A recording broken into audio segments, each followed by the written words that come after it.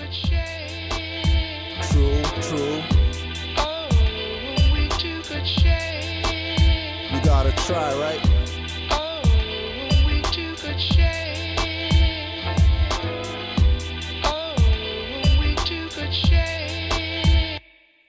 Decide to take the bus and got hit by it. Your next door neighbor teen son acts quiet. Never knew what to expect. Taking a chance, was it worth it? Or am I just damn worthless? Seemed like nothing going right. Losing these jobs but never caught once when we robbed. Living the good life. We knew we did bad, karma creeping. In the form of undercovers peeping. No panicking, drop it and leaving. Back to the spot, heart beating, juice beating. Cause we made it home that evening. Wondering why destroy for achieving. Ancients returning, I'm leaving and reading. I'm reading and learning, ancients returning. Master fruition, no believing. Made it back to where I left Nagasadu. Maybe next lifetime like Erykah Badu. Cause Oh, we two could share. Let's get this up. Get the prayer out the way and so we're gonna we got probably gonna go for 2 hours, bro. So you got that much time to do your magic. All right. All right. 5 on the left, 2 on the right.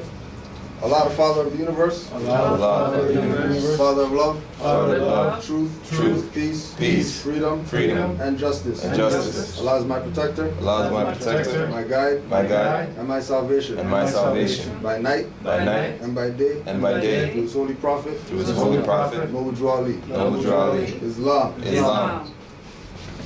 Islam. Islam. So so we're here for installment number 2 with a good brother, one of the silent Canaanland Moors supporters. You know, that's been supporting ever since we started getting on the info. You know, and when we finally linked up, you know, it was another brother from Canaanland somewhere else. You know, so we wanna if you got questions, anything whatsoever, you can present questions to the brother. I sent him 10 questions or something last night. So I don't know if you want to start with them ones or I didn't get those. What'd you send them to? to your Casanova email. All right, I'm doing it right now. So I don't, yeah, if you want to start with a little intro or something. But floor's yours, bro.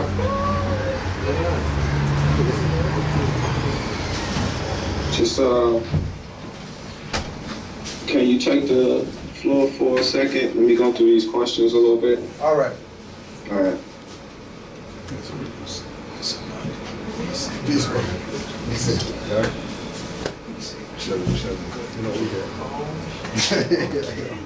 Yeah. All right. So let's just clear up a couple of things while brother's getting this stuff ready. If you don't know,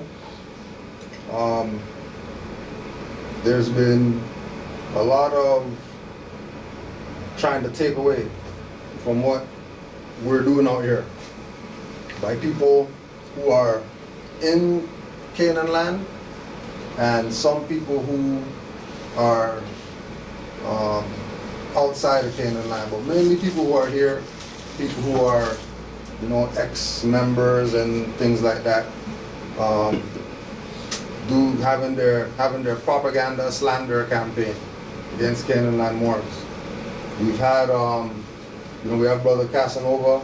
There was a sister out in California who, you know, continually expressed their gratitude for what Canaanland Moors doing, and you know they appreciate that there's some Moors out here that are putting out the information like it's supposed to be put out. We have to maintain our level of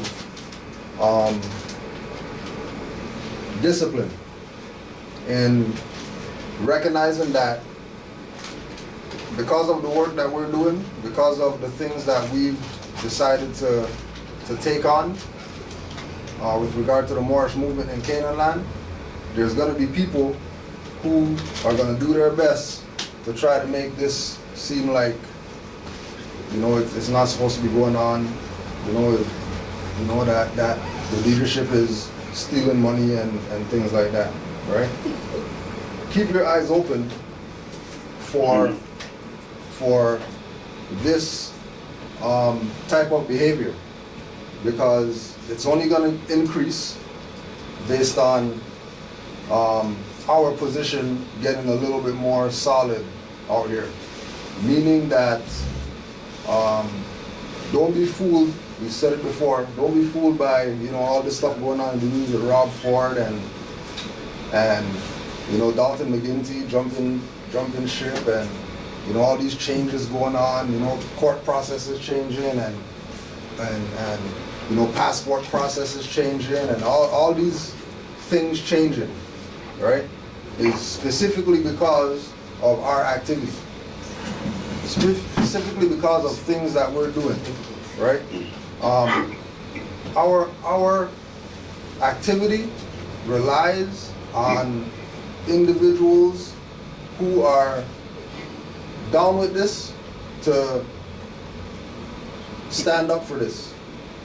Individuals who recognize what Noble Drew Ali brought, to talk about the fact that you have a prophet and he brought something to you, right?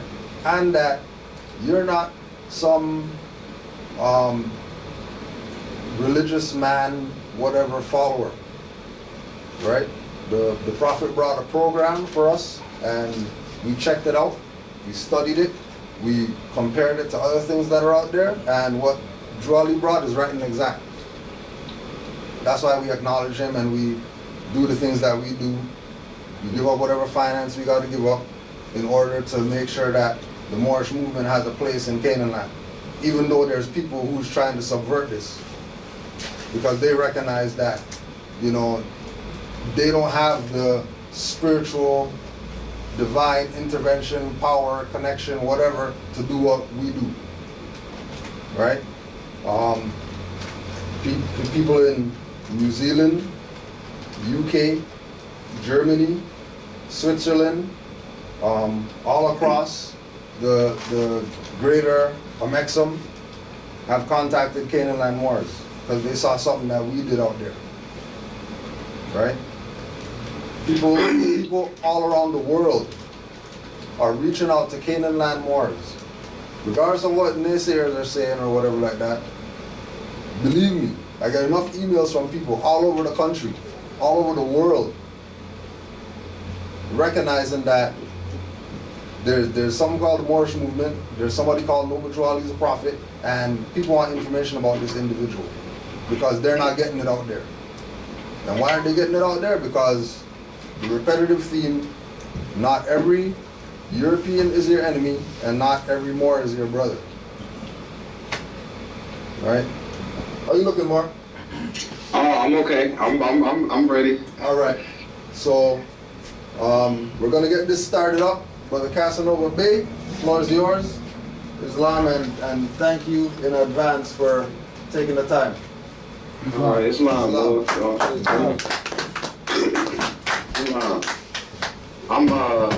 I'm actually I'm honored, brother. I am. It's always nice to have an opportunity to sit down with somebody else that's actually going through what you're actually going through. I'm sitting here looking at these questions that you emailed me. Wow. We could save some for part 3 if it's too much. Wow. So we'll get through as much as we can. Yeah. It's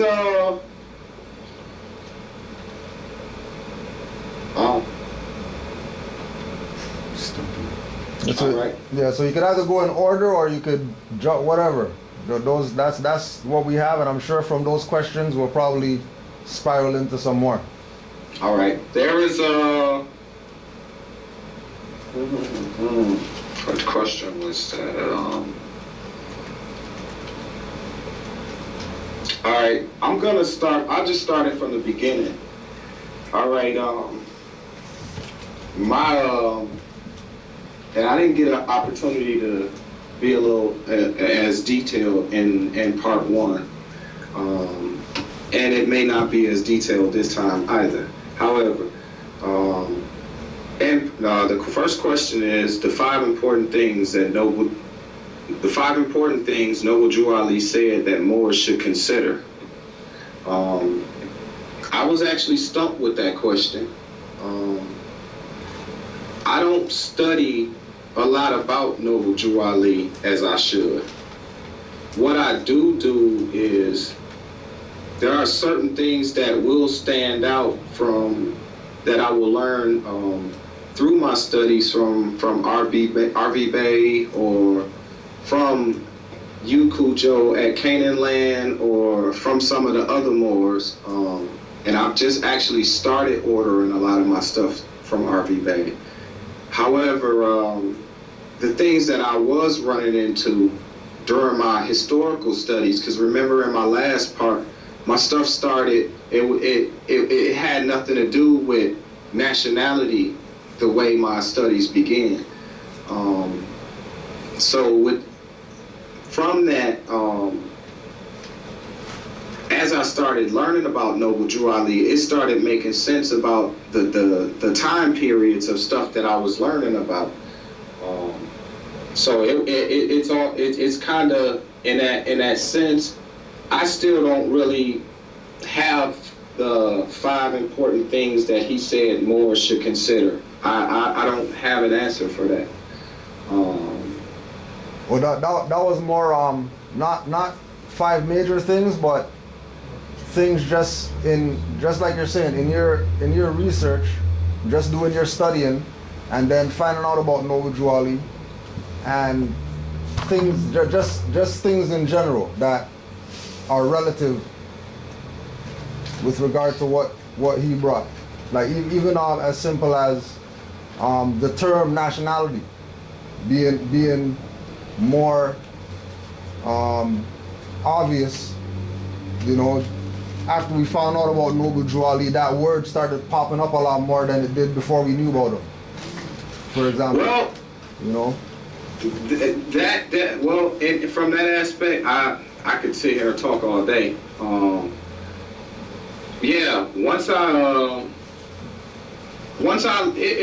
lot of things. Let me start here. As far as Noble Drew Ali and nationality, the word nationality, I see it every day now. Like Cujo just said, I didn't used to see this word before. However, what I did find out is studying Noble Drew Ali, which brings me to the actual question number 10 about the Moorish connection in Milwaukee. I recall one day I was on Facebook, and one of the Moors from Illinois posted something about reopening the temple in Milwaukee, and that caught my attention. And I was trying to figure out where was this temple at, why I had never heard of it. I like to think that I know so much about Milwaukee, and I had never known anything about that. I don't think many people here know about it. That caused me to try to figure out what was going on here, and as I'm talking, I'm trying to pull this information up for y'all. Where I found out that there was an actual temple here, and that there was, I believe,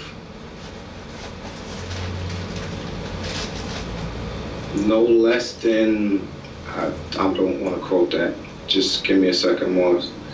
I want to find that exact information.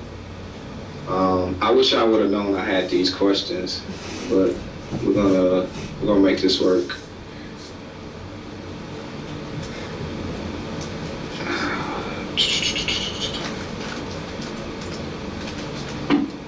I'll find it.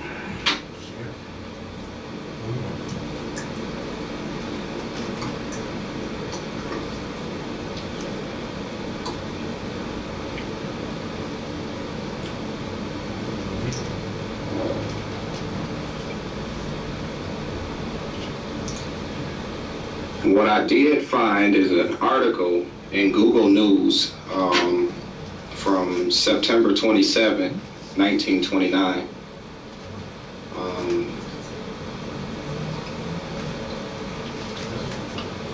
Actually, there are two sections to this page.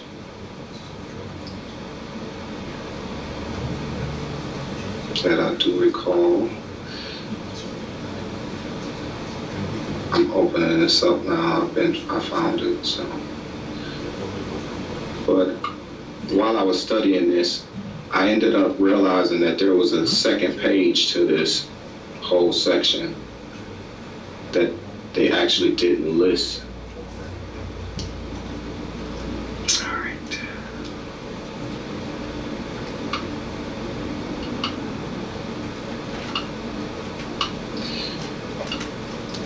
All right. So what I found is there was this is from the Milwaukee Sentinel, September 27, 1929, and it reads, Moorish coat Negroes here in turmoil.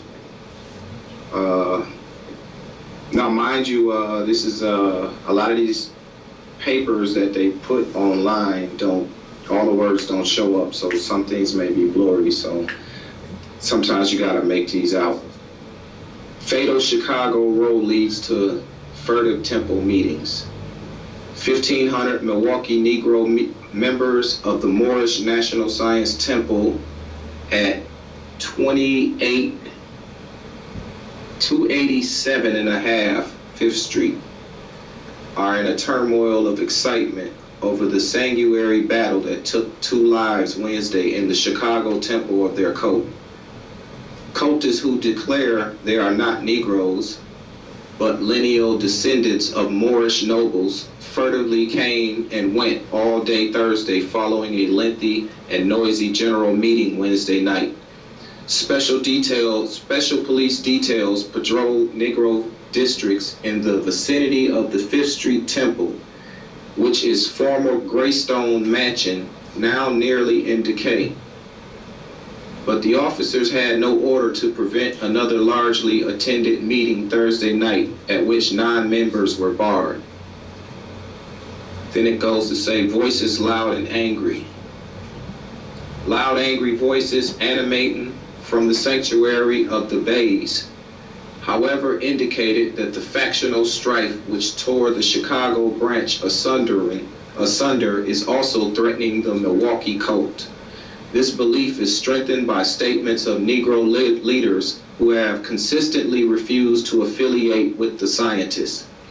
The Moorish science cult is facing a revolution among its own followers because its leaders are too greedy for power. Someone said, one non-member who lives in the district, the code is based on prejudice wields a vast power only through the ruthlessness of its high officers, who will not hesitate to take drastic steps to support members when in trouble and to persecute those who do not affiliate.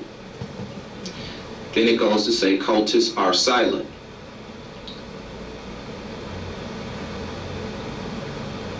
In the case, it looks like case in the face of these 3 charges, the cultists Thursday maintained the silence and secretiveness that has characterized their group since its establishment here several years ago, following organization of the national body by Noble Drew Ali, who called himself a Moor. No one outside the cult has been able to delve into its mysticism, and many who are only on the outer fringe are kept in darkness as to its actual purpose, that it wields a potent influence among Milwaukee's 12,000 to 15,000 Negroes, however, has been amply demonstrated and somebody's name, Municipal Judge George A. Shaughnessy. I can't see the rest of his name, so he did not hesitate to declare Thursday that in no less than 20 Negro child trials during the last year, ranging in seriousness from assault and battery to murder, and this part can't be made out again. There's another section in here that can't be made out. It says brothers and brothers. But what you can see is the title Bey pops up 3 or 4 different times in here. I'm gonna go over to page 4 where things start to get a little more clear. At page 4, which would be actual page 6 of the newspaper, Negro admits slaying cop in coat raid. His ambition to rule more group blamed for Chicago riot. Chicago, September 26, AP. A Negro fanatics plot to seize leadership in a quasi-religious mystic society was blamed Thursday by authorities for Wednesday's gun battle that cost the lives of 2 policemen and belligerent cultists. Ira Johnson, lanky, bewhiskered Negro, who calls himself the Grand Sheik of the Moorish Science Temple of America, confessed that he fired the shot that killed Detective William Gallagher. He admitted further according to Assistant State Attorneys Harry S. Ditchburn, that he had planned to kill Charles Kirkman, whose kidnapping precipitated the shooting of Johnson. Ditchburn asserted. Planned to put Kirkman to a ritualistic death, seize his credentials, and take charge of the coat. He had brought about the kidnapping because Kirkman could not produce papers of Noble Drew Ali, founder of the coat, who died 2 months ago. All right, let me scroll up a little bit. All right, and it says, menaced by victim's kin. Johnson also stood accused of another slaying with a Negro janitor, pointed him out as the one who fatally stabbed Claude Green, international treasurer of the coat, 2 months ago. The Sheik was the target of an attempted attack at an inquest when Fred Hunt, brother-in-law of Gallagher, elbowed his way past witness and police and rushed at the Negro, exclaiming, "You've caused a lot of grief for our family." Hunt was restrained by policemen in admitting killing Gallagher. Johnson asserted he had been beaten by the 2 officers and fired in self-defense. Coroner Herman Bundinson immediately ordered the man examined and announced afterward that there were no signs of beating. Died from his wounds. Police Jesse B. Holtz, wounded in the gunfight, died late Thursday of his 7 wounds. The cultist killed was John Stevenson, who was shot when he fired in answer to an order to drop his gun. State's Attorney John A. Swanson said he would rush the prosecution of Johnson and other Negroes implicated in the trouble and would seek revocation of the cult state's license. The coroner's jury, consisting of 3 Negroes and 3 white men, adjourned Thursday after hearing testimony of Johnson, Kirkman, and police who took part in the fight. It will reconvene Friday. Excuse me? No, go ahead, more. All right. Now, what they did do, if I can recall, they started shuffling this story around in this paper on this day. Just give me a second. This was a few months back, so.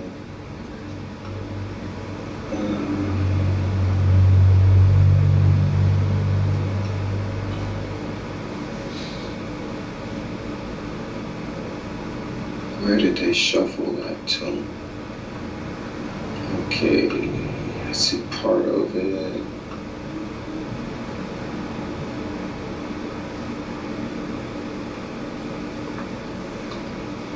All right.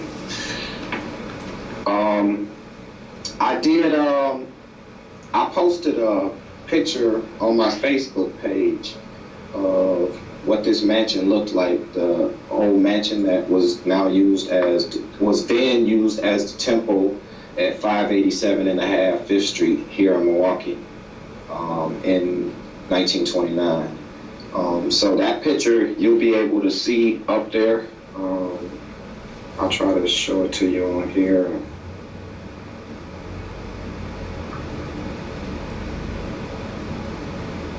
If you look right here, you'll see the arrows, and they're actually showing you where the front door was.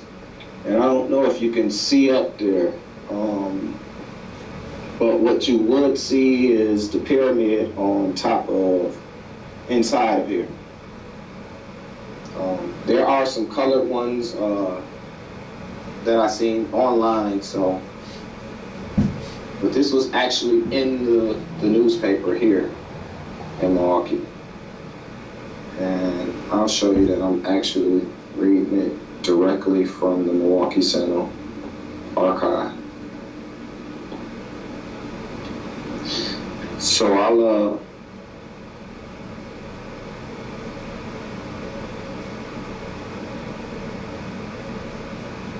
get back to this for you. It also reads, under the picture, it reads, "Its litany screamed in mystery, yet its influence felt throughout the Negro districts. The cult has sprung up in Milwaukee and has gained a powerful foothold. It is the Moorish National Science Temple, and attention has been centered upon it by Wednesday's dramatic slaying at the Chicago headquarters of the cult. The Milwaukee Temple at 587.5 Fifth Street is shown above, arrows indicating the cult's quarters, where frequent meetings are held." The story goes on to say that they added that in the hands of unscrupulous leaders, such powers as that gained by the Moors is a consistent menace to the peace of every Negro nonconformist. They have learned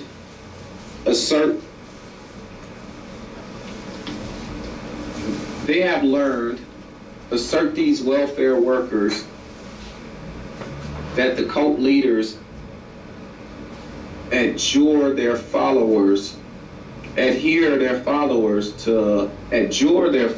to marry, if at all, according to the prophet's law, ignoring the laws of the land, and that if any follower elects to practice polygamy, these leaders make it no affair of theirs.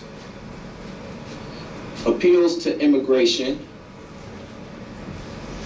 pomp and ceremony of the temple ritual, the mystery of it all, and the satisfaction of being on the inside, which appeals to the Ethiopian imagination, actually fear of remaining beyond the pale induced by threats and intimidation. These are said to be factors that have built up the Milwaukee branch of the Moorish National Science Temple to its present standing. Typical of innumerable instances in which cult members have been brought into court, have defied attorneys' probings relating to secrets of the order, and have been provided with right royal support from fellow members as witnesses, is the case of E. Smith Bey, charged with assault with intent to kill. It should be explained that upon acceptance into the ranks of scientists, individuals are required to add the word Bey to their names, which explains frequency of that name in the records of this case. Sentence for shooting is the next section. The state's case against Smith Bey was that on last Christmas Day, he went to 419 Cherry Street rear to the home of Tom and Florence Bey, former members in good standing who had fallen from grace, and there shot seriously wounded Tom Bey, the father of a 15-year-old girl with whom Smith Bey had had intimate relations. Smith Bey was sentenced to 1 to 15 years in Warpond Prison by Judge Shaughnessy. But testimony of several witnesses brought to light interesting things about the Moorish National Science Temple and its adherents. Under oath, the girl who charged Smith Bey was the father of her child, revealed that her only meetings with the defendant had been at the temple, that she had met him there with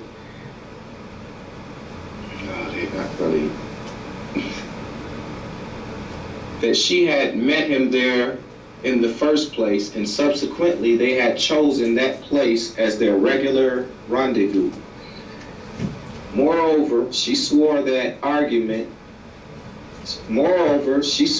an argument which led up to the shooting of her father developed when Smith Bey insisted that they be married according to the Prophet's law. Refused U.S. ceremony. He refused to go with a United States marriage, and their love affair reached an impasse. And Tom Bey testified that he had been a temple member, but was not at the time. That Smith Bey was a member of the congregation in good standing. He revealed further, reluctantly, that as a member, he had to sit back on the benches, but that Smith Bey sat up in the secret chamber, where I couldn't go. Then Tom Bey evidently realized that he was saying too much about the temple secrets, things he dared not say, even as a non-member. For when an attorney asked, "What is the secret chamber?" Tom Bey became sarcastic and remarked, "You have to ask him, darling, because I wouldn't know." Police here on guard. Finally, it may or may not be significant that Samuel E. Turner Bey and Hugh Pryor Bey appeared as defense witnesses. Both are members of the Moorish National Science Temple, and Turner Bey lives at 587 and a half 5th Street, the address of the temple. Milwaukee police have long been aware of the potential menace of the Negro cult, consequently took immediate steps to guard against any repercussion here from the Chicago tragedy. A police officer and a Negro were shot dead. 2 police were seriously wounded, and another Negro, known to fellow members of the cult as the Sheik, was shot in the shoulder. In establishing a heavy cordon of guards, the district Chicago police pointed out that the 1920 race riot grew out of a similar episode after the cult had staged a parade after the cult had staged a parade of the Star Order of Ethiopia and the Prince of Abyssinia. A naval man was slave at the time when he attempted to prevent burning of the American flag. And that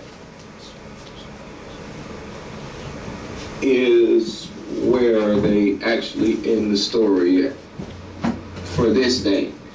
And since then, my studies have been going in a bunch of different other places. So I never actually got to make it back to this. I figured I would share that because that kind of wrapped up 2 of the questions that was on the list. Islam. Islam? Islam. Wow, I forgot just how deep that story was. So, okay.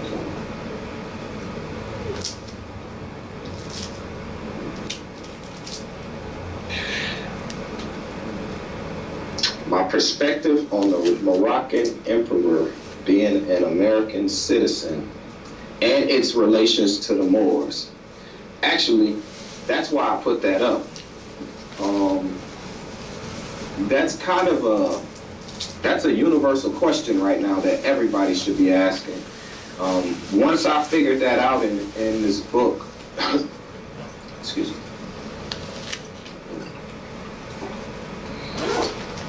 Once I read that, I actually had to go to sleep, and it probably took me to the next day, probably close to midnight, before I actually wanted to take a look at the book again, just to clear my head to see if I seen what I thought I seen. Because at the time when I was reading this, there was a lot of Moors who would bring up the fact of, are we United States citizens? Are we U.S. citizens? Are we U.S.A. this and that? And it just kind of struck me as odd that I actually realized I hadn't heard anybody say anything about just an American citizen. But I heard you and everything else. So when I read that, I couldn't, there was no name of which sultan it was. That's why later I decided to put the entire chapter up so people can actually read it for themselves. And you see that there are many sultans in that area. On that one island, if you look up the Sulu Island, which is a very, very small island in the Philippines, you map quest it, and you have to zoom in a lot before it actually starts showing up. But you'll learn that there are many sultans and sultanas in that area.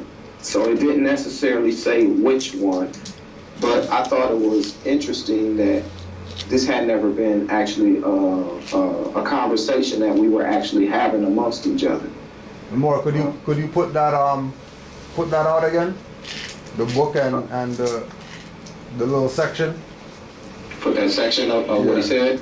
Yeah. Okay.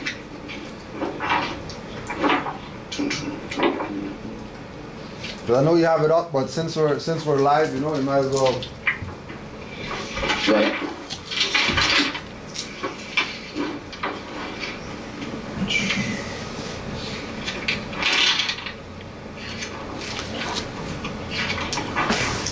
Yeah, so I just figured that instead of focusing a lot of my studies on a lot of the same things that everybody else was studying, I decided to try to venture into the detailed aspects of what everybody was studying. All right, I'm close now.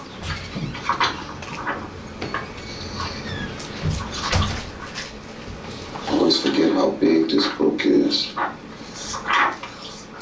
So that's what made me start trying to pay attention to things outside of the norm. I feel like I'm in the wrong one.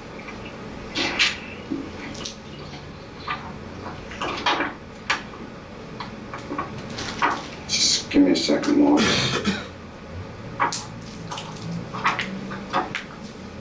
Not only that, and I'm going to try to show some of these pictures and hope y'all can see them better. But there's this other picture in here, and I'm looking at it in person, and I can't tell, so I'm not going to expect you to exactly see what I'm trying to see. However, but there's a picture in here once I find the section, and it looks just like Moore has a Fez on. But they'll say he's at I got the section, I'm just finding that one little part now. I got it.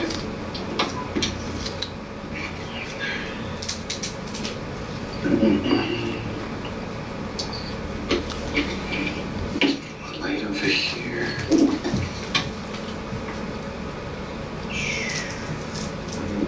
There. Okay, light. Don't mess with me now. We on the same team. gotta figure this out, Morris. Sometimes me and a light gotta. Sometimes a light forget that you're actually an angle yourself, and y'all gotta kind of have that conversation and remind each other. If I could find a light that actually wants to be nice to me. All right, where my finger is that showing up more? It's upside down. It's upside down. It sure is. All right. Yeah, that's good. American citizen. All right. I'm gonna start here.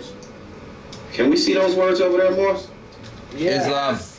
All right. So it says, but where is the crown? And who wears it? The Sultan says he is an American citizen. And citizens of this country do not wear crowns. Therefore, to whom, I'm trying to make sure I can show y'all this as I'm reading it. To whom shall the slave pay his $20 when he desires to purchase his freedom? There are so many questions connected with this Sulu transaction that one is apt to have his brain turned if he undertakes to solve them. Now, if you like, I could read more about this. This entire story is extremely interesting.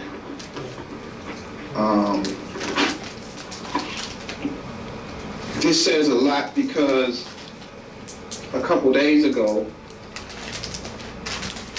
while listening to MHHS Eyes Wide Open, the sister started talking about the Philippines, and that struck me as interesting because I've already been thinking when I seen this, what does the Philippines have to do with America? What is it about a Sulu? I mean, this is Philippines, Borneo, Sulu Island. We all know jurisdiction, and we don't look at jurisdiction as here and there. We understand that jurisdiction has a lot to do with status, has everything to do with status. So, what do we call this? Distance? If we don't call it jurisdiction, do we call it distance? When we say here and there. So it was just, I know these are small, minute questions, but sometimes I don't think we're starting to ask as deep as we should. Because if you start asking that question, then you'll start wondering, okay, well, what's the connection between them and us? Why is somebody so far away an American citizen? America isn't over there, or is it? And I'm not to say, I don't want to start and open up this big old box that everybody's saying, oh, now we got to try to figure out if that's America over there. That's not what I'm saying. I'm just trying to figure out why is there such a connection between everybody over there and everybody over here when it comes to this word America and the citizenship of America. Now we understand that we're not United States citizens, but what would be the connection over there? And why are we spending so much, this makes me wonder, why are we spending so much time dealing with somebody that we don't have anything to do with when we should be dealing with these sultans that we keep reading about over in Cuba and the Sulu Islands and every other place that seems to have these American connections. This is why I posted that and I'll put it up there. I didn't honestly expect for it to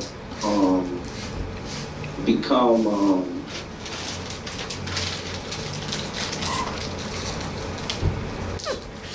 Actually, I did. I'm not gonna say that. I expected this to kind of open up some eyes, and so I can't say that it didn't. But that's why I posted it, because I didn't see anybody talking about that. I didn't see anybody talking.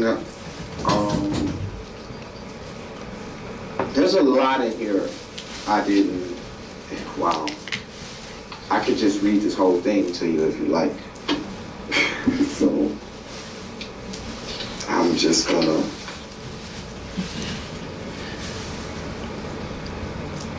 Morris, sometimes I hear this a lot. They know more about you than you do. No, they don't.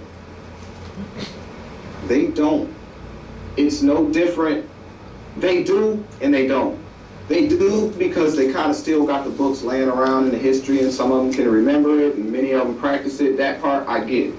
But for the most part, it's not that simple. It's almost just as similar as how last year when you signed your child up for school, you had to fill out a certain amount of paperwork, and this year you have to do the same thing, and you wondering why you just don't still have the same information from last year, just update the age. It's the same thing. They don't. If I can recall what I was just studying,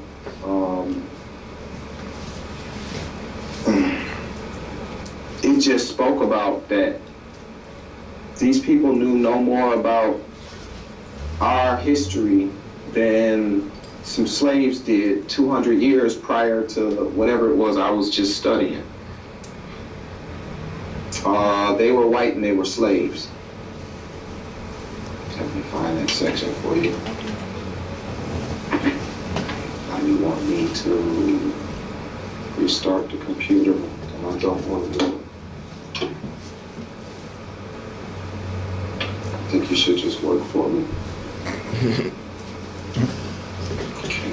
thank you. So, since you bothered Cujo earlier, you're gonna bother me now, huh? Okay, that's fine. That's why I have more than one of you. Anyway, I need to back over there so I can.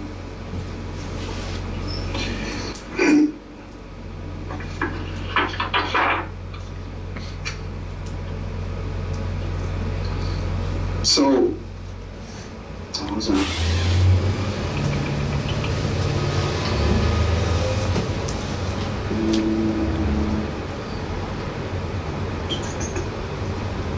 I'm going to start here.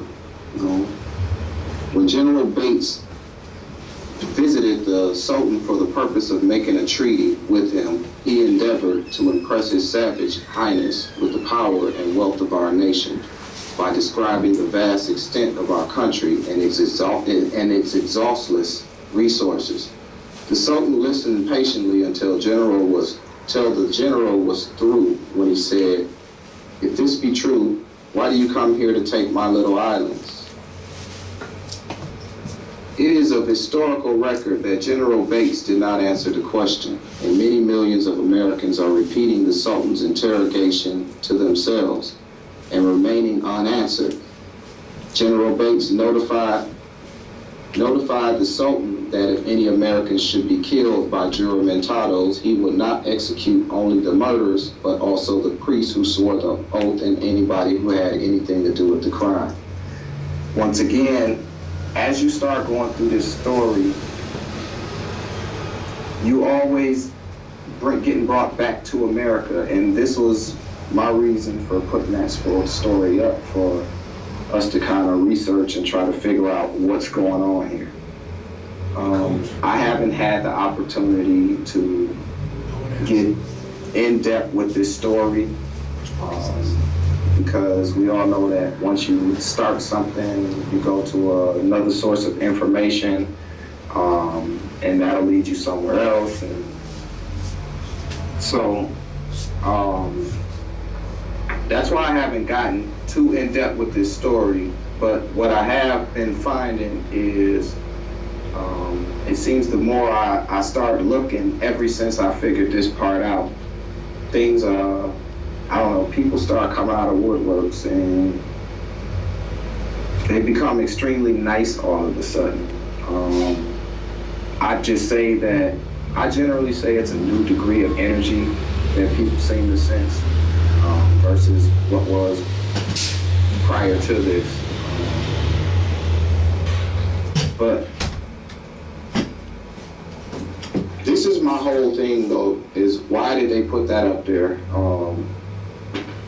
And why aren't we talking about that? Hotep, bro. Hotep, how you doing? Islam. Okay, Islam. I just want to know where your reference, like which book you're reading off of.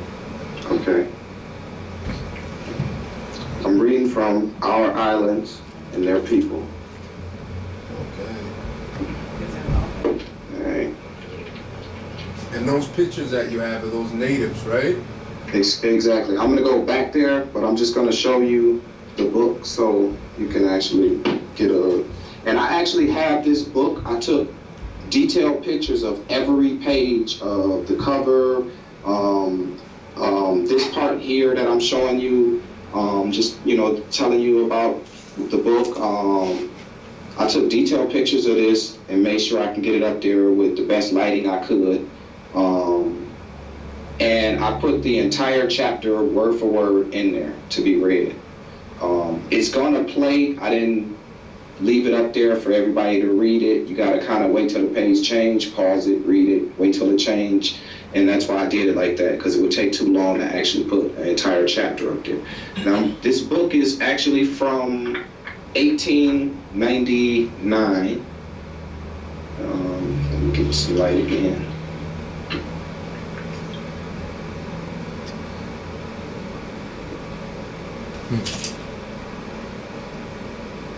It's N.D. Thompson Publishing Company.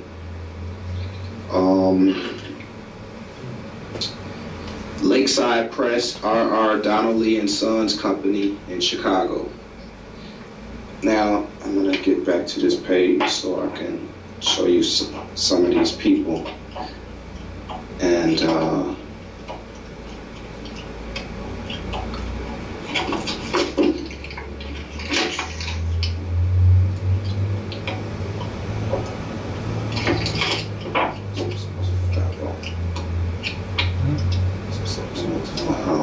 that page. Go. All right.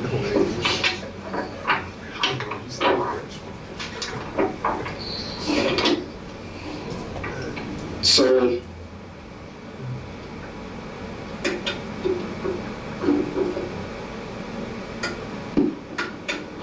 turn up some more lights here.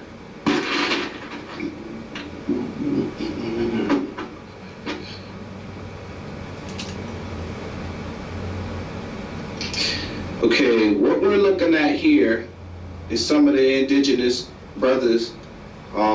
This is a sawmill where they are. And once again, like I said, all of these pictures are detailed, and I had better lighting in here. It's just a little late at night right now, and everybody's getting a little quiet. Anyway, this is a sawmill that the Moors are working at. And under here it says this is a common type of sawmill that prevails throughout the archipelago and is emblematic of similar institutions that prevailed in our own country west of the Ohio River 100 years ago. And this is a Filipino sawmill. And these are all Moros, and they are all copper complected, or what some people will call extremely dark-skinned, for those who don't want to really understand what copper complected means.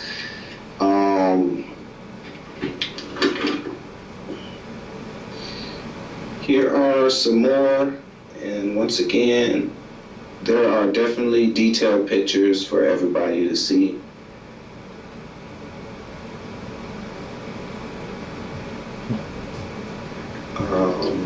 Here are some more. Here. Wish I had better light right now. But now, they called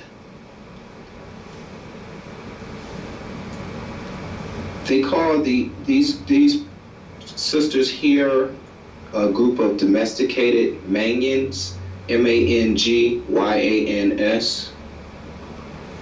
And then the second picture that I showed were Negritos of southern Philippines. It says this is one of the primitive races of the islands, and they are found in all parts of the archipelago. And that is the Philippines. So, and little dude right here look like 80% of the 12-year-olds that I know. Just pick one. And this brother here is known as a Dato, D-A-T-O, of the Moros. Generally, when I hear about the Datos, it's not a good thing. They're almost like, I don't know, what many would call dirty Moors today. But I could be wrong, and that could only be in this chapter, and maybe they could be doing something different in another. However, in this chapter, it wasn't nothing nice. Now, here, excuse me? Nothing. Go ahead, more. Here, I knew the Moabites would love this. When I seen it, I was really happy because we are a matriarch society, and I see so many brothers. I wanted to see what was really going on. So right here, we have the Sultana and her women. Right here is the Sultana, and the light is killing me. Uh-oh, that didn't go good. All right, there she is. She looks like my sister. My sister's name is Toot. She looks just like my sister. And here are her women.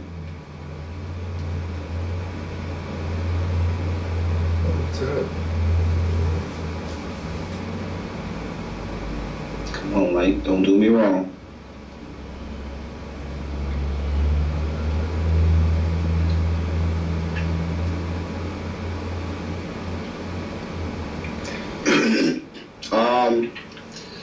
There's a interesting story when it comes to the Sultana on how they kind of transitioned that whole term Sultana out of history.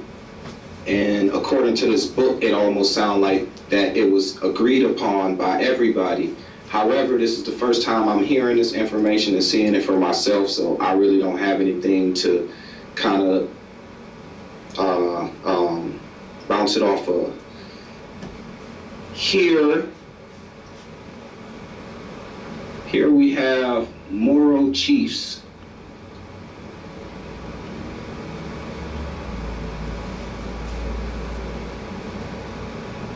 What I did learn is a lot of these brothers be wealthy. They'll explain how wealthy they are, but they all look like some of these brothers could look like buckwheat off Little Rascals. And they'll tell you that they own a fortune.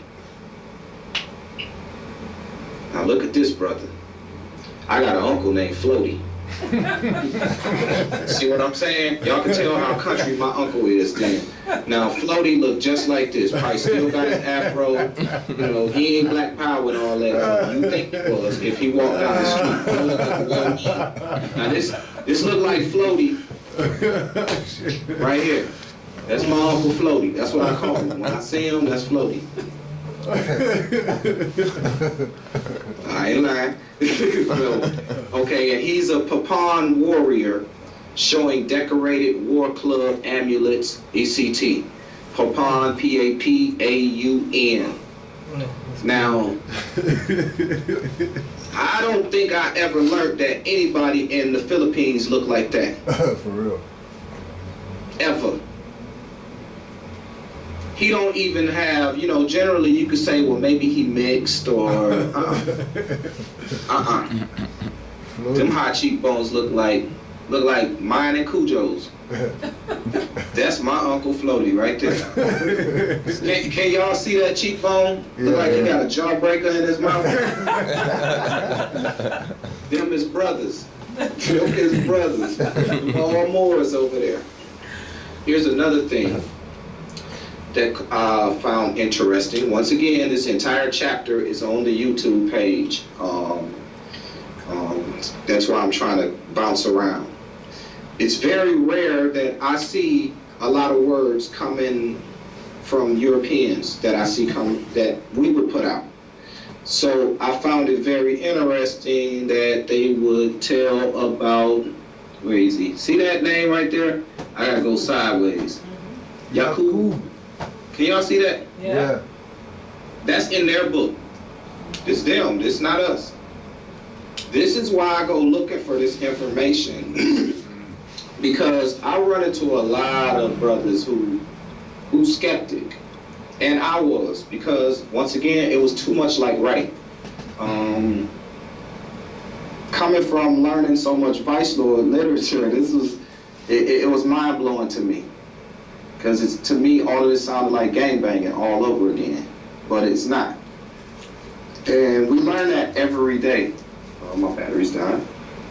And we learn this every day. So I found it interesting that in this same chapter, they talk about Yakub in here. It gets really deep. Not about Yakub, but the story in itself gets extremely deep. And I'd recommend everybody read it. I don't want everybody to leave and base all their opinions. Oh, look at this. I forgot about that. I don't want everybody to leave and base all their opinions on what I'm saying. We must do what we continue to do. Study it for ourselves. Because I would love if another Moor come and say, hey Moor, this part you maybe had wrong, which I'm expecting to have something wrong. I hope I don't, but I expect that. But I'm hoping that we can all just take this information and actually really dig into it, because there's something going on and we're missing it. We are waking up, but I'm almost thinking it don't take all of that. Y'all know that saying, it don't take all that? I think we're missing something.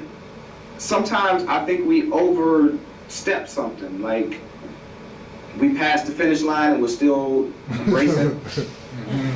I think we missed something and we're not focusing on it. But I could be wrong. However, they talk about a juramentado is, come on, like, please, just one time for me. A juramentado, can we see this, y'all? Yeah, we got it. Okay. A juramentado is an American citizen of Mohammedan faith.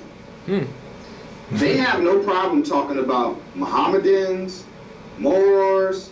I'm thinking every term I've heard was in this chapter alone. They have no problem with it. Whoever wrote this was not hiding it. Have anybody ever heard the term juramentado? Nope. No. Woo! Wow. Let me go back in this book a little bit and read some of this stuff about juramentados for you. Every time you hear this word, just know that a bunch of Europeans are about to die. It's funny, but it's not. It's wow. I couldn't figure this word out at first until later. And the crazy thing was, Cujo, you just did a lecture not too long ago. And it's been a while since I seen you wear a lot of white. This day you had on white. So right away I thought, uh-oh, juramentado. Because juramentados, they change in all white when they do what they do. And I'm about to get into this. I'm just gonna start from the beginning and go in a little bit, and then let me make sure that they're here. Yeah, okay.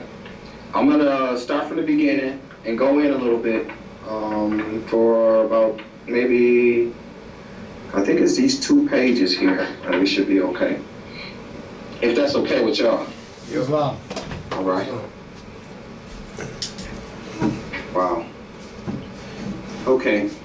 The morals of Sulu. The Moro is the most peculiar and picturesque savage that Uncle Sam has yet to come in contact with. Okay, let me go back to this word, picturesque. Does anybody know what that means? Colorful. Huh? I'm not asking because I'm giving you a test. I'm just trying to save me some time here. I looked it up. Okay. Now, I had never heard this word before, picturesque. Picturesque. And I have a large vocabulary, but I had never heard that word before. So I looked it up. Visually attractive, especially in a quaint or pretty style. Ooh. I'm not the smartest individual in the world, but how does picturesque and savage go together? I mean, other than the fact that savage means it refers to farming and what is the term I'm looking for? The savage, the pagan, the farmer, I don't know. I'm going a little farther than I want to right now. Anyway, he's the most peculiar and picturesque savage that Uncle Sam has yet come in contact with. He is totally unlike the other peoples and tribe who have stood under the folds of the flag of the stars. He is neither Malay nor Papuan, though he probably has some of the worst and wickedest strains of blood of these 2 sanguinary races in his veins, acquired by long residence in their vicinity and by selecting occasional extra wives from among their women. The Moro is a stranger in a strange land. 400 years ago, the Spaniards found him inhabiting the northern part of Borneo, the Sulu archipelago, and a large portion of the island Mindanao. And here he is there yet. He was a pirate and murderer then. He is a murderer and a pirate now. The Spaniards called him Moor, or Moro, because his skin was dark and he worshipped the God of Islam. But if he is a Moor, how did he get to Borneo? Now see y'all, that part I just read, because his skin was dark and he worshipped the God of Islam. If I never learned anything else, that was enough for me. Islam. Hey, Maura, we have a white screen right now. Excuse me? We have a white screen right now. I can't hear you more. The screen went white. Screen's white right now. Oh, okay. Oh, there you go. All right. All right. All right.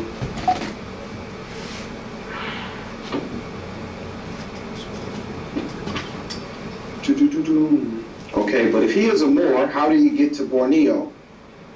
It is not our business to answer this question. The Moor is now a prospective citizen of the United States.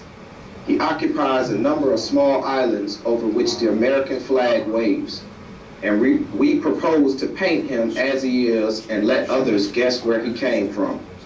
The Spaniards had had some experience with the Moors before they discovered America or the Philippine Islands, and that experience was so unsatisfactory that when they found a strange segment of this people propagating their religion and playing pirate on the southern islands of the Philippine group, they decided to have little to do with them as the circumstances of the case would admit.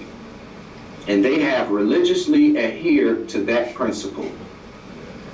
General Arolas was the only Spaniard who ever succeeded in establishing anything like authority over the Moros, and that was nothing more than a Spanish suzerainty. The Sultan remained supreme ruler in all the domestic affairs of the archipelago, deferring to Spain only in matters relating to other nations.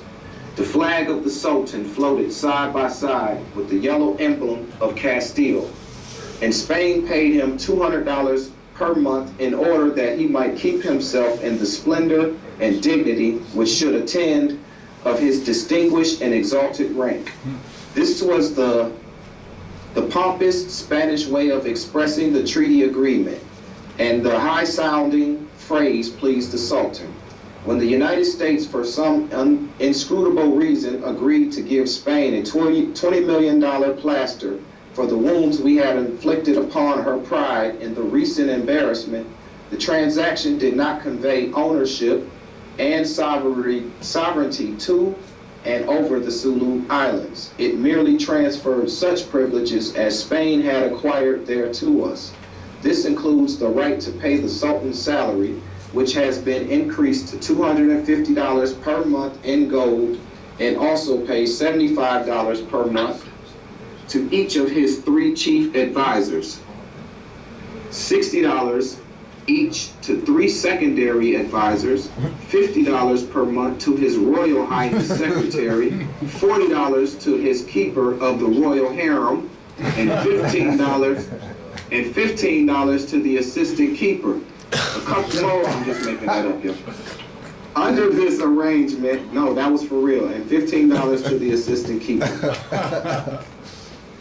Under this arrangement, the American taxpayer has the satisfaction of knowing that the Sultan's harem has been added to the list of our public institutions, and the office seeker has a new inducement. We do not own the Sulu Islands, nor do we govern the Moros. Once again, we do not own the Sulu Islands, nor do we govern the Moros. Our position is anomalous, and our action in this matter might lead outsiders to suppose that we are anxious to get something that would give us trouble. According to the terms of the treaty, the United States guaranteed protection to the government of the Sultan as it now exists. The United States agreed to the preservation of existing social conditions with the provision that every person, Islam, nothing. Islam. Okay, all right. The United States agreed to the preservation of existing social conditions with the provision that every person held in bondage or ownership under grant of the Sultan or by individual purchase shall be entitled to his liberty upon payment of $20 in American money to the Crown. The quoted sentences are from a statement of explanation of the treaty published by the Secretary Root of the War Department. The social conditions referred to are polygamy and slavery. But where's the crown and who wears it? The Sultan says he is an American citizen, and citizens of this country do not wear crowns. Therefore, to whom shall the slave pay his $20 when he desires to purchase his freedom? There are so many curious questions connected to this Sulu transaction that one is apt to have his brain turned if he undertakes to solve them. When General Bates visited the Sultan for the purpose of making a treaty with him, he endeavored to impress his savage highness with the power and wealth of our nation by describing the vast extent to our country and its exhaustless resources. The Sultan listened patiently until the general was through when he said, "If this be true, why do you come here to take my little islands?" It is of a historical record that General Bates did not answer this question, and many millions of Americans are repeating the Sultan's interrogation to themselves and remaining unanswered. General Bates notified the Sultan that if any American should be killed by juramentados, he would not execute only the murderers, but also the priests who swore the oath and everybody who had anything to do with the crime. Give me a second. All right. This declaration seemed to impress His Majesty, and he immediately issued a proclamation telling his people that they must not kill Americans because they are like a bunch of matches. If you touch one, the whole bunch will go off. Besides, he added, why should Mohammedans kill Americans? They are not Christians. They are Presbyterians. Let me stop there. What do they say they are now? Presbyterian. No, they say they're Christians now. Oh no. So according to this book, there's going to be some juramentados running around here. According to this book.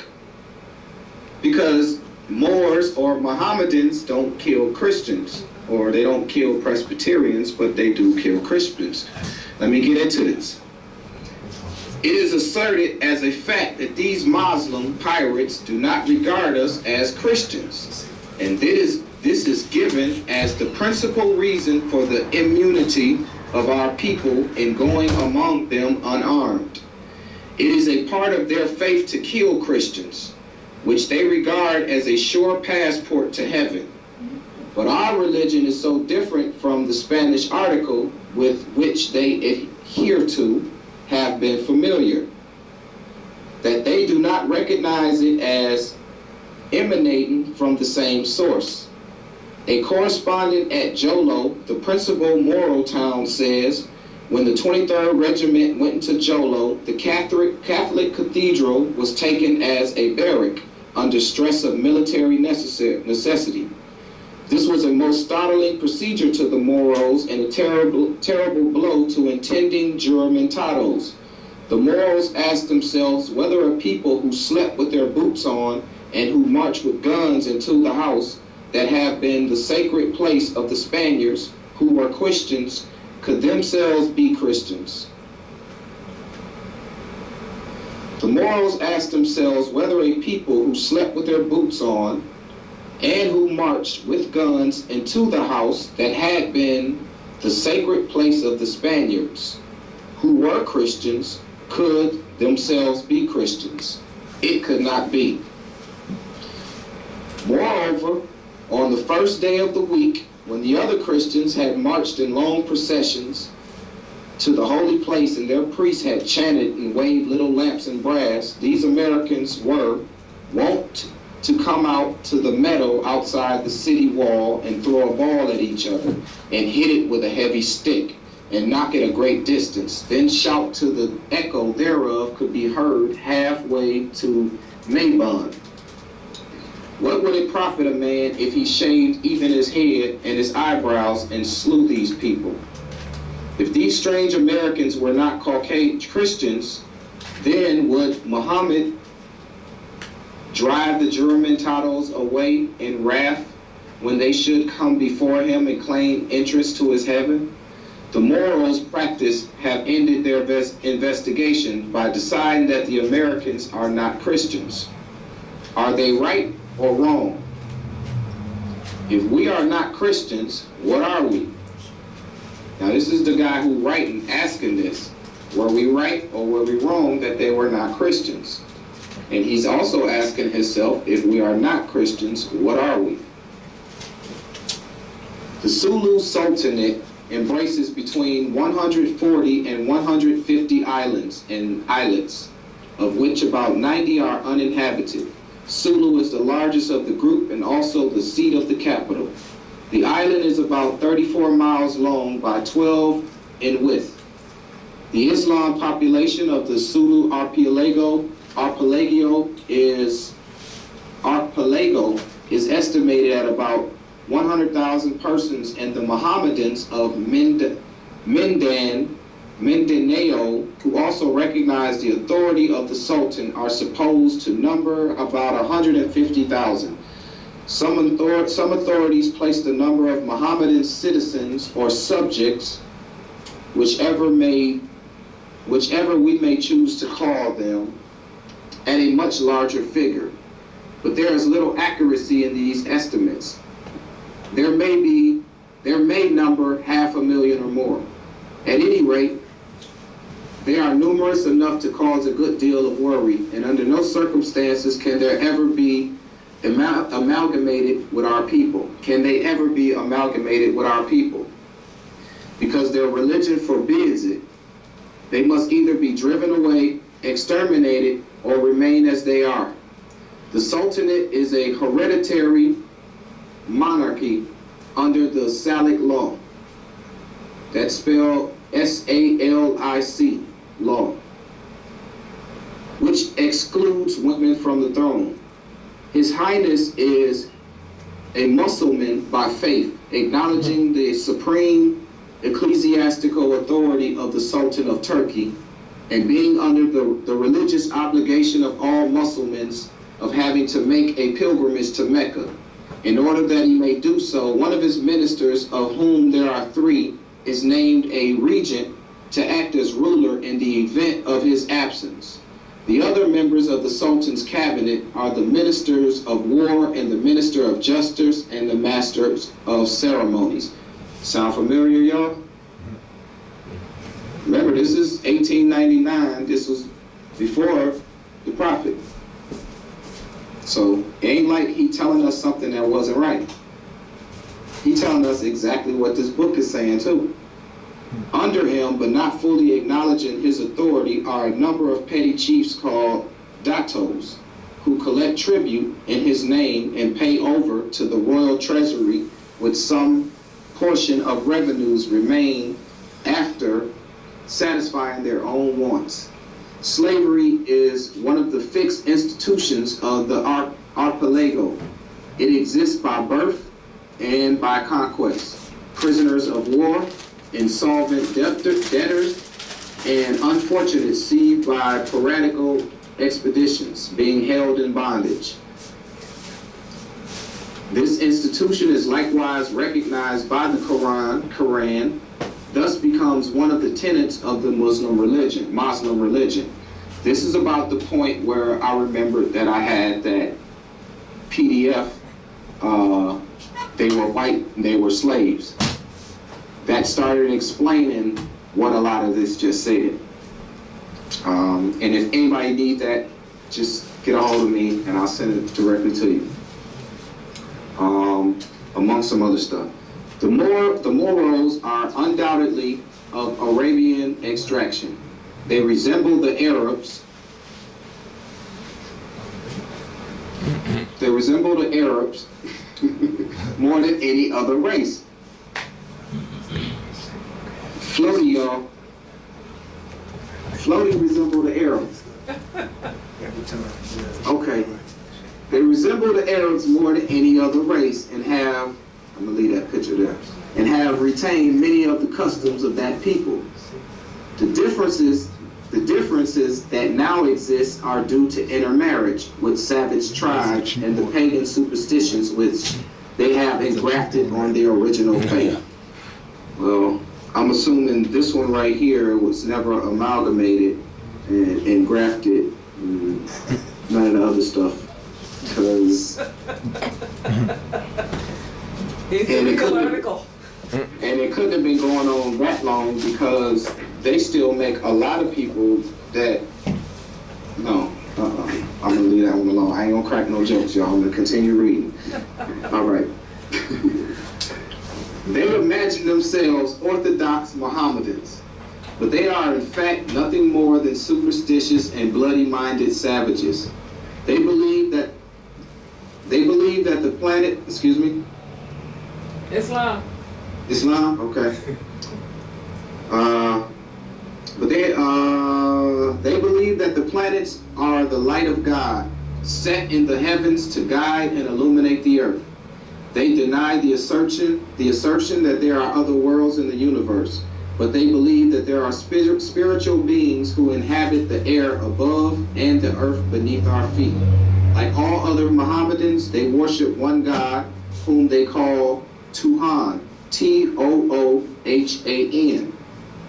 I'm pretty sure if we look that up, it's going to say something similar to what we say, seeing that there's a different dialect going on. But that's an interesting study for whoever wants to do that next. Who is endowed with all wisdom and power and is omnipresent.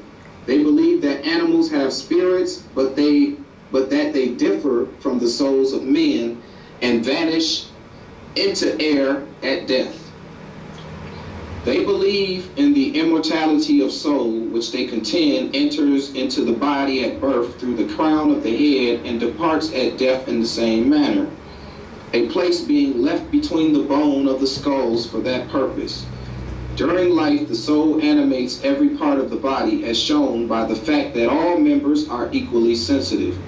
The conditions after death differ according to the teachings of various panditas or priests, some contending that the soul goes directly to the place of God, while others argue that it sleeps under the earth until the judgment day. All agree, however, that the souls of the wicked eventually go to hell, or a place of torment, which each is punished according to his deeds on earth until his sins have been atoned for, when he rises to the state of bliss. Each individual is punished according to the character of his wickedness. Tattlers suffer severe pains in the mouth. Those who have been cruel, jealous, or treacherous have pains in the heart, while murderers and thieves receive their punishment in their hands. The moral hell has no fire. There is no material to replenish the flame, and these people of the tropics do not regard heat as being painful. Some of the priests teach that atonement for sin is made here on earth in the form of disappointment. Here, I can go over to this page too. I don't know if y'all can see this good.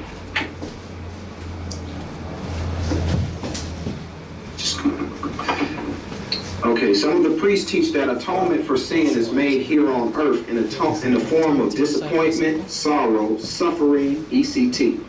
The purified soul assumes the same form and appearance that the body had on earth, except that it is glorified, like diamonds or gold. There are other variations of these general doctrines, the same as with Christians, but the foregoing constitute the essential principles of the moral religion. They believe in the Old Testament characters who are known as Ibrahim, Noah is Noah, y'all. N-O is Noah, N-O-A-H. They believe in the Old Testament characters who are known as Ibrahim, Noah, Adam, Moses, Ishmael, Dawood, Solomon, Yaqub, and Aus, A-L-S-E, E-C-T. The last is supposed to be Samson, Aus, A-L-S-E is Samson, according to this. They possess the outlines of the stories of creation of Adam and Eve and the Garden of Eden, the flood, ECT. The latter is unique and is thus related by Professor Worcester, W-O-R-C-E-S-T-E-R. When the 40 days and 40 nights of rain came, Noah and his family got into the box. That's how I figured out who Noah was, y'all. Because when the 40 days and 40 nights of rain came, Noah and his family got into a box. One pair of each sort of bird and beast also came in. Men who were busy with their ordinary occupations and did not enter the box were overtaken by the flood. Those who ran into the mountains became monkeys. Those who ran to the water, fish. The Chinaman changed to a hornbill. A woman who was eating a fruit of a seaweed and would not stop was changed into a fish called dugong, D-U-G-O-N-G, and her limbs can still be seen under its skin. The Moros have a very decided aversion to pork, and under no circumstances will they touch the flesh of a hog. The reason for this was explained by Professor Worcester by one of their prominent men in the following language. And they quote, Jesus Christ, called by the Moros Isa, was a man like ourselves, but great and good and very powerful. He was not a son of God. The Moros hate and kill the Christians because they teach that men could punish and kill the Son of God. Mahmoud, that's spelled M-O-H-A-M-O-U-D. Mahmoud had a grandson and a granddaughter of whom he was very fond. And he was king of the world. Christ came to his house to visit him. Muhammad, jealous of him, told him to prove his power by divining that he had in a certain, Islam. Okay. As he was king of the world, Christ came to his house to visit him. Muhammad, jealous of him, told him to prove by his divining what he had in a certain room, where in fact were his grandchildren. Christ replied that he had no wish to prove his power, and he would not divine or divinar. Muhammad then vowed that if he did not answer correctly, he should pay for it with his life. Christ responded, "You have two animals in there, different from anything else in the world." Muhammad replied, "No, you are wrong, and I will now kill you." Christ said, "Look first and see for yourself." Muhammad opened the door, and out rushed two hogs, in which Isa had changed his grandchildren. The Moros believed that men were originally a race of giants, and in proof of this, they assert that Eve's tomb was 50 yards long. See, and they got proof of that today. That do not, however, clinch their argument by exhibiting the tomb, as some of the Palestine churches do not the grave of Adam, over which Mark Twain wept. Mark neglected to state how tall Adam was, but leaves the inference that he was of the average height, in which event our first parents cut a sorry figure when they walked arm in arm in the garden of Eve, Eve 50 yards high and Adam 6 feet. The Moros contended that it is the wickedness of the race which has reduced the stature of the body, and that by the time the world comes to an end, men will not be more than 1 yard high. The mind, however, has kept on growing and will continue to expand until the end of time. Each Friday is dedicated to public worship, and the faithful are called to the temple by the beating of a box or a hollow piece of wood, Hollywood, y'all, little magic stick. All recite Aman in a plaintive, intoning voice in honor of the great prophet.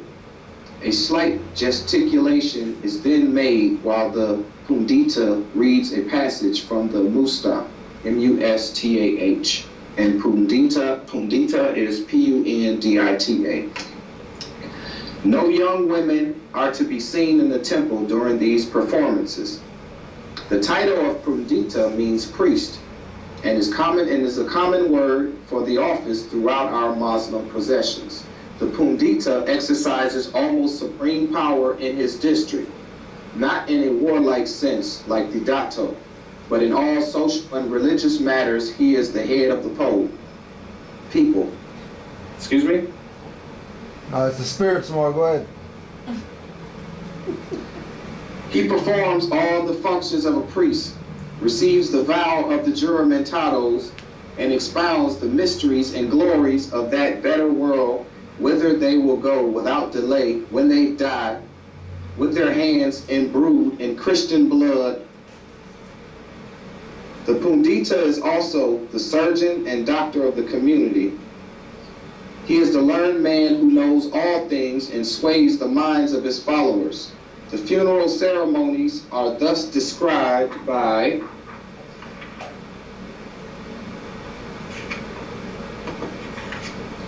if a Dato or chief dies, they intone a dolorous chant. The family burst into lamentations, which are finally drowned into the din of the clashing of cymbals and beating of gongs, while sometimes a gun is fired. In rush the neighbors and join in the shouting until all settle down quietly for a feast. The body is then sprinkled with salt and camphor. and dressed in white, with the kris attached to the waist. There is little ceremony about placing the body in the coffin and burying it.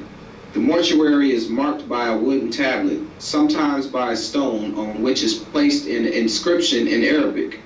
A slip of board or bamboo is placed around the spot, and a piece of wood carved like the bows of a canoe, or the bows of a canoe, is stuck in the earth. In front of this is placed a coconut shell full of water. The Moro is a born fighter, and he chafes under any sort of restraint.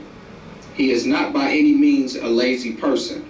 So that proves to y'all that the so-called Negroes that our people were called, remember they called us lazy, good for nothing Negroes, and this once again proves that, and from what I see throughout a lot of these books that I read, they always talk about that we're not lazy, and everything that you wrote was totally wrong, which thanks to the brother Seer, the Duke of Tears, he put up a post today about the word indolence, I-N-D-O-L-E-N-C-E,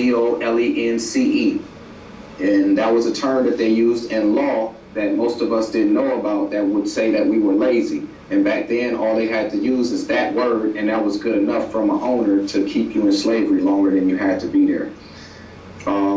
Anyway, his time is devoted, okay, let me go back up just to be sure. He is not by any means a lazy person, but he loathes the degradation of work and expects all his physical wants to be supplied by his wives and slaves.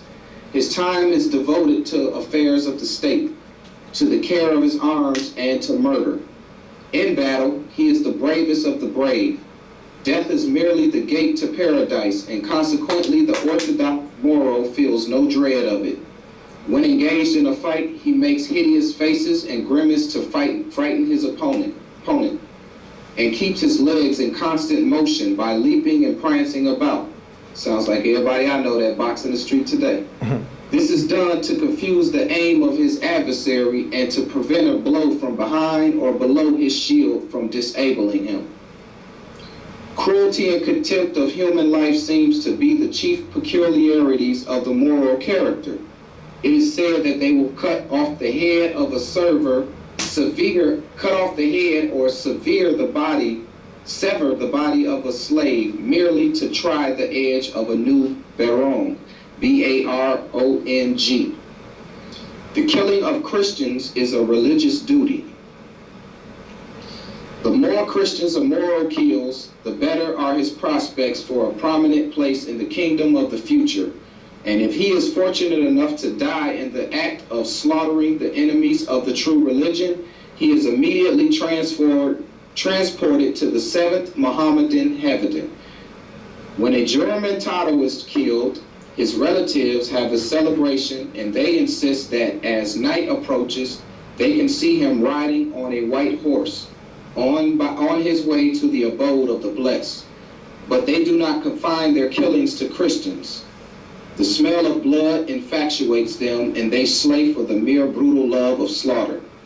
Mr. Carpenter, writing from Parang, P-A-R-A-N-G hyphen P-A-R-A-N-G, Mindanao says, quote, "The Moros have been noted throughout the centuries as pirates and cutthroats, and the Spaniards have for 300 years attempted to quell them in vain. For this purpose they had garrisons here and at Pollock, P-O-L-L-O-K, but though nominally at peace, a secret warfare went on. Within the past 8 years, I am told 300 Spaniards were killed at this fort alone. The soldiers did not dare to go into the interior, and the Moors were not allowed to come into the fort." Wait a second.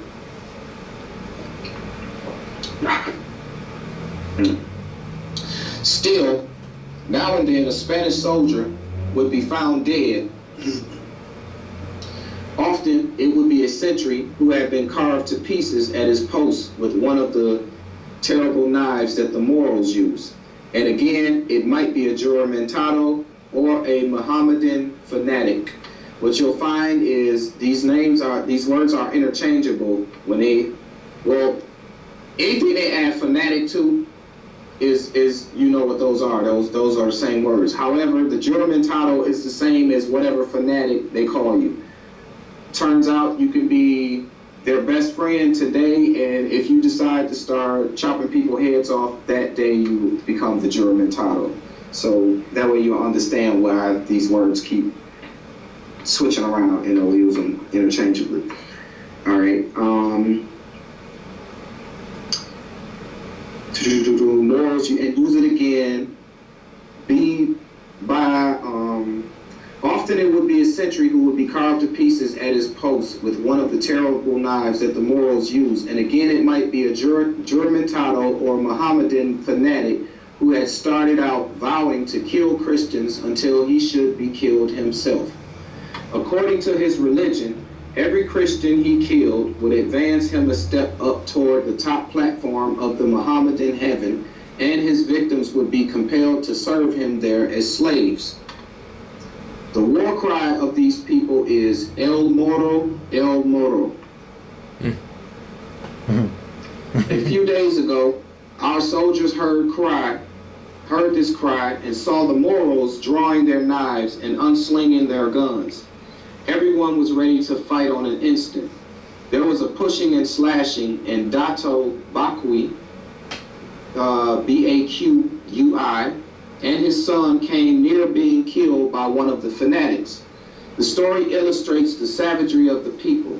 The fanatic, who was just like one of the 1,000 men whom I have walked among today, became angry with his wife. He assaulted her with his barong, a knife as sharp as a razor and as heavy as a butcher's cleaver, and literally chopped her to pieces. He then began on his second wife, cutting a deep gash in her shoulder and sending her to the floor. He then left his house and ran down the main street, striking at every man he met.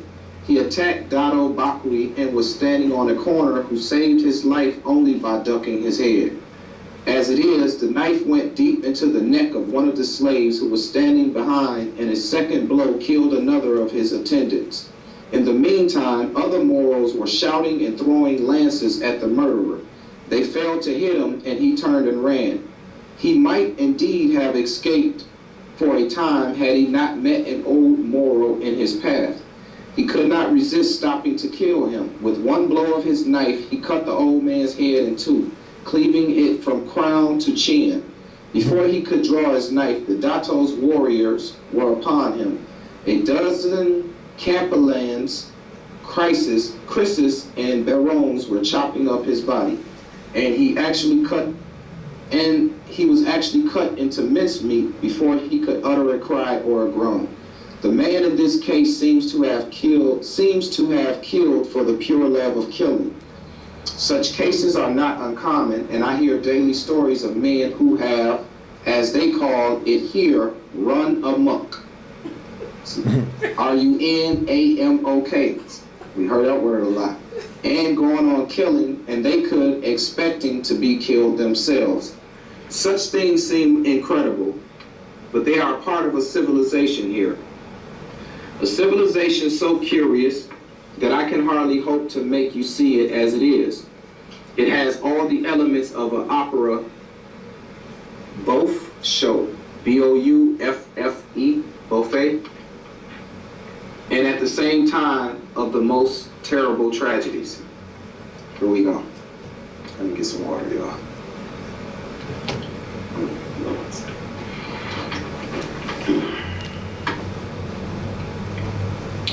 A juramentado is an American citizen of the Mohammedan faith who takes a solemn oath before a pandita that he will die killing Christians. But he announces his purpose in advance and thus affords his intended victims an opportunity to prepare for the inevitable. That kind of reminded me of the treaty. When you actually study into those treaties, you'll realize that before you can actually go to war with these Europeans, you have to give them 24 hours to leave the ports. And you find that this was going on back then. Okay. He is like a rattlesnake. Excuse me? Go ahead, Mark. Okay. He is like a rattlesnake in that he gives warning before he strikes. He informs his people before he goes into this state. He has his eyebrows shaved, takes a bath, and puts on his best clothes, usually dressed in white. He then goes to a priest and takes an oath before him that he will die killing the ungodly. Having thus arranged his worldly affairs, he arms himself with one of those terrible bolos or krisis, and starts out killing every Christian he meets until he himself is killed. As he goes on through his path of death, he often disregards the religious character of his victims and kills everyone he meets, being insane in his endeavor to add another and still another to his mortuary list. Mr. Carpenter relates to this incident regarding the juramentados. Their theory is that the Mohammedan who kills a Christian is sure to go to heaven, and the more he kills, the higher he will be placed. The more he kills, the higher will be his place upon the steps of the throne. Until recently, when man had taken this oath, the Dados claimed they could not control them, or at least that they were not responsible for their acts. But of late, they have been ordering such men to be killed on sight. They had a lesson from General Arolas, who was in command of the Spaniards some time ago. Some of the warriors of the Dato, Cotabato,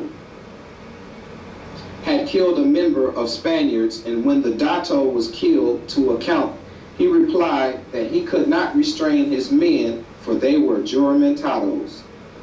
As an answer, General Arolas sent a gunboat and shelled the Dato's town, slaughtering 400 people. When the Dato complained, the Spanish general coolly replied, "Can't help it. My men were juramentados." You see how you can use this word and, hey, you can't help it. I'm a juramentado today. So, General Arolas is one of the most admirable characters that Spain ever produced. He has always been an outspoken Republican in his principles and declares that if he were not a Spaniard, he would be an American.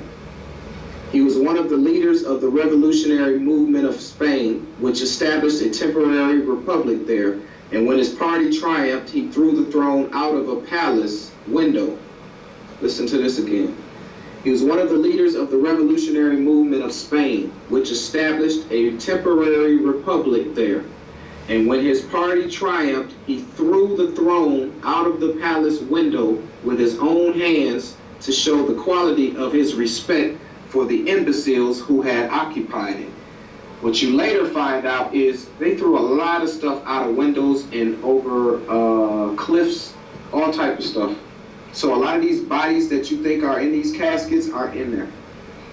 After the restoration of the monarchy, he was made governor of the Sulu Islands because he was regarded as a dangerous man to be retained at home. He soon whipped the Moors into submission and established the only form of authority in the archipelago that Spain had ever been able to maintain there. To a party of travelers who had called on him for passports, he said, "If you meet armed Moros outside of town, order them to lay down their weapons and retire. If they do not instantly obey, shoot them." He adhered strictly to this system in his treatment of the fanatics, and it worked like a charm. Arolas was the only Spaniard that the Moros ever feared or respected. They called him Papa, and his word was law. During his term as governor, he established a guardhouse called the Lanceria. Let me find it, there it is. Outside the city walls, and all the Moors were required to deposit their arms there before coming into town. If a man attempted to pass the deadline without first disarming, the deadline meaning that line that you're not supposed to cross into town, without first disarming, He was shot down without parley or challenge. A sergeant and 4 soldiers with loaded muskets and fixed bayonets were constantly on guard at the Lanceria. But in spite of these precautions, a juramentado one day succeeded in fighting his way through the guards and fell dead 50 feet inside of the gate. After having received several shots and been run through the body with a bayonet. But this was the only incident of the kind that occurred during the Arola's administration. Okay, I know this is the first time y'all hearing this, but after I read this a couple times, it kind of seems like they just built these 4 walls, and then inside you had these people who were fortunate enough to have some money and a nice kind of life, sitting up, drinking, I don't know, eating tea and crumpets or something, you know, just chilling in the background. And it seems that if you notice in this story, the juramentados didn't touch the guards out front. But if the guards are also Christians, why didn't they go for them? Exactly. And it seems even back then that these people who were sitting inside this deadline were more politicians versus regular people. Like today, when Moors target somebody, it's more of a politician for the stuff that they're doing versus just targeting an average individual. Okay.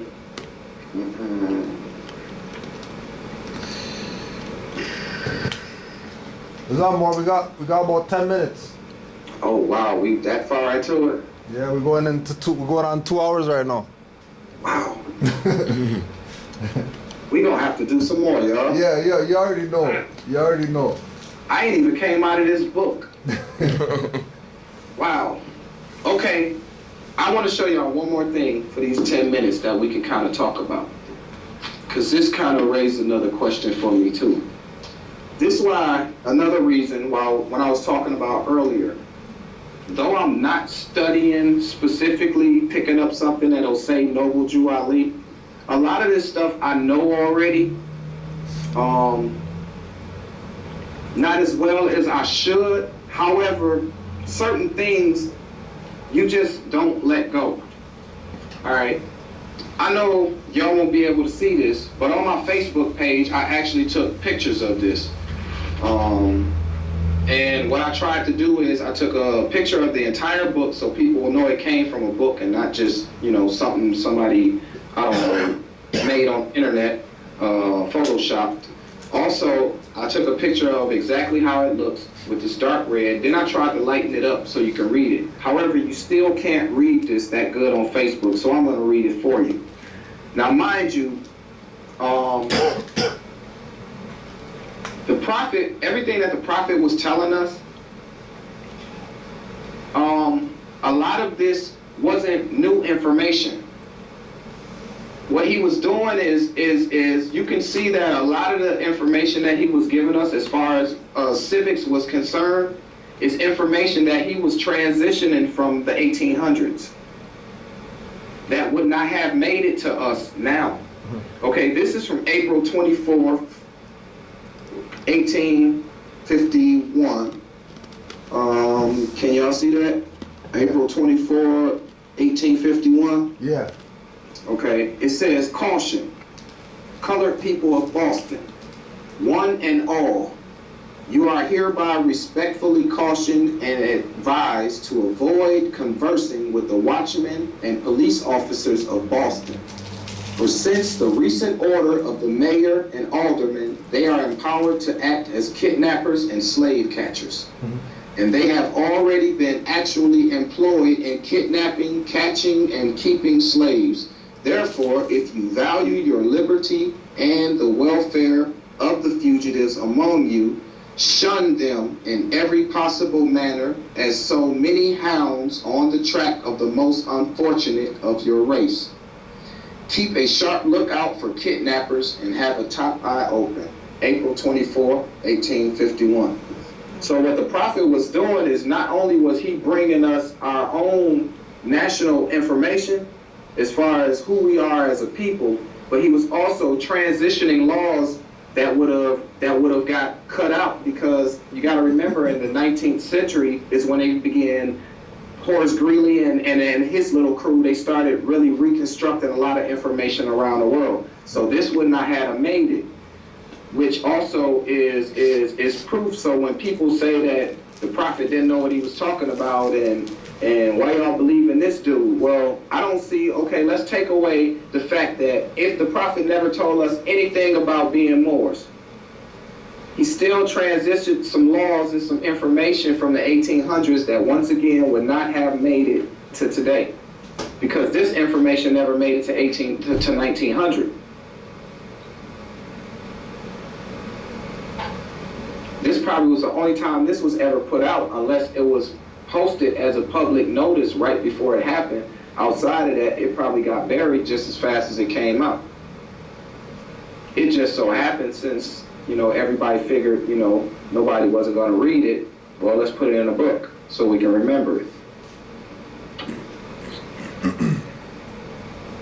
But I wanted to share that with y'all, just to show you that there's so much stuff that's here, and in a lot of cases we're not really paying attention to it.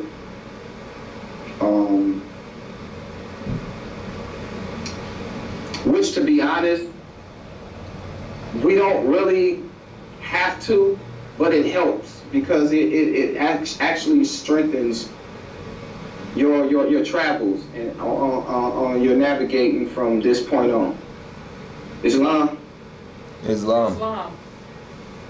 So I just wanted to share that and show you that you know, the prophet was doing what he said he was doing, and it's all live and true. I mean, once again, when the prophet says something to us and we know it's true, not only through research, but, you know, as a Moor, you know you're a Moor because you feel it on the inside. But when you can actually open up a European's book and they're actually telling it, then you know that, once again, that all the Europeans are not your enemies. But in most cases, they can't really just come out there and say, well, I'm going to help you do this and I'm going to help you do that. All of them not Christians, supposedly. And that being said, Moors, I guess we're going to have to do a part 3. I haven't really gotten to say a lot of the stuff that I want to say. So we definitely doing a part 3 and 4 and all the rest of that stuff. Islam. Yo, You have any more or a few more things just to put out there to shock the senses or something?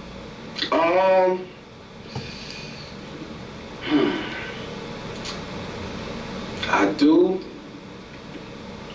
but I can't think of what they are at the moment. Well, you always What I can do is I could tell a short, quick story. And we also got a question as well. Okay, go ahead. Before the story, thanks so much for the lecture. Was the poster, the flyer that you were reading from just now, was that from the same book, or is it from... Oh, I'm sorry. I should have, okay. This, let me flip this camera back around.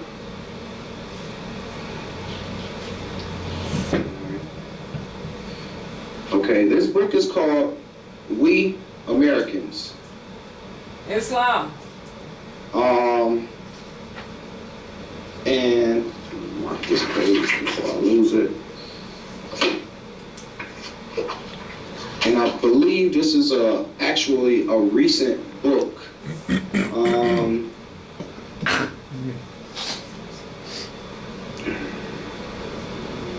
See, wrong one.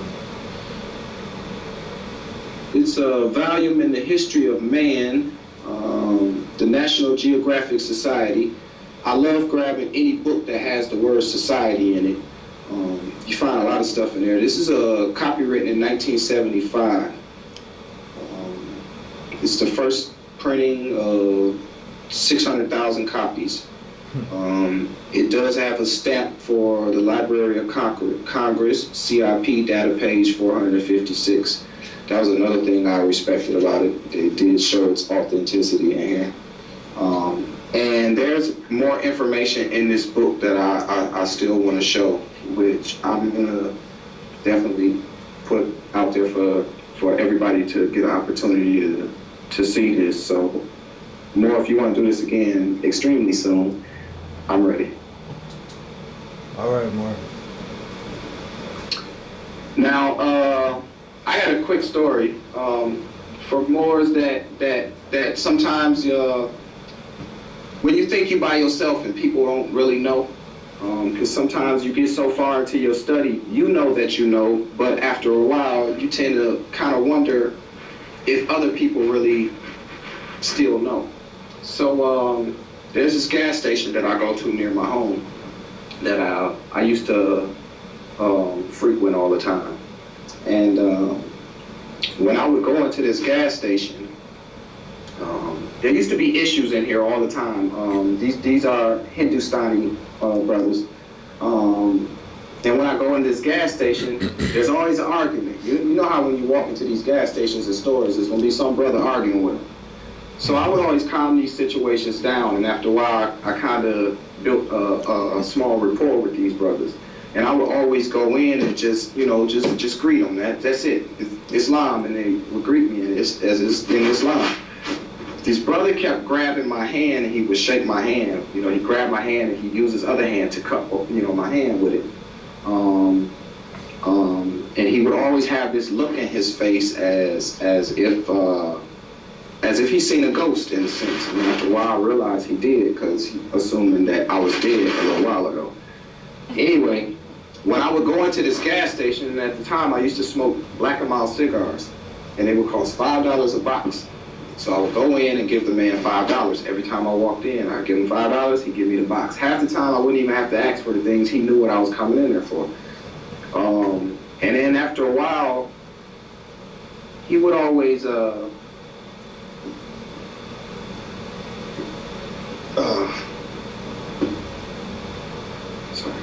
After a while, he would,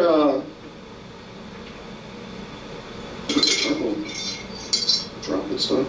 He would give me a quarter back. And the first couple times, I didn't really question it. I just kind of looked, what's going on. But then I realized what was going on. He wasn't charging me tax for the cigars. And that's when it dawned on me, wow, this man really knows what's going on. And I didn't go around bragging about it. I just kind of waited for a while just to see how long this would go on. After a while, the man stopped giving me quarters, and he was just giving me stuff in the store all the time. So it's not much, but most people don't just walk in the store and get free stuff, do they? I don't know, some people call them Arabs. I call them, but they're Hindustan, they're from Hindustani. And so this is free stuff that I get from the store anytime I go in there. It's not much, but to me, that's the world, because I don't know anybody that's getting anything free anywhere for any reason. And the fact that, when I walk in there, there's been times where their daughter have asked to come outside and literally pump my gas for me. Another time, the daughter asked me, what do you do? And I said, I study all the time. I'm studying, because I was in a rush that day. And she said, well, what are you studying? And I said, Moorish history. And she said, what kind of degree do you have? And I said, huh? And she said, well, what kind of degree do you have? And I said, I don't have a degree. Where's my camera? I don't have a degree. She said, well, how are you starting to study Moorish history? And I said, well, I'm more about heritage, and you should have seen this girl's face. Now, mind you, this was after the rest of her family had known this already. So I just kind of wanted to tell that story, so when Moors are out there in public, these people are actually watching you. And they're seeing who is who. Because they're starting to realize that Moors are waking up, and they're watching us. So that being said, and you know, we got to start paying attention to what it is we're doing when we're in public. And in a lot of cases, people don't realize we're being paid attention to. And in most cases, we can do something that will cause other people to view us in a light that may not necessarily be true at the moment, only because that person may have looked for a temporary second. But that'll be going into a whole new lecture. I don't want to go there because we only got a couple more minutes. So yeah, that'll be going into a whole new lecture. However, that second book came out of a book. Second part came out of the book We Americans from 1957. Islam. Islam. Do you have cause you know we're gonna be posting this, so you have any words of wisdom for those that's gonna be viewing this, or when they view this, with regard to the Moors or what you talked about today, or anything in general? Wow, I have a lot of advice for Moors, but my main advice I would have to say, and I say this from the heart, Moors, as y'all start learning this information, try to hold in that anger. I know you're gonna be frustrated. There's gonna be a lot of things that's gonna tick you off, but just hold on, get past that, because you're gonna realize that, okay, like me for instance, I look back at New Moors and I could see myself where I used to be.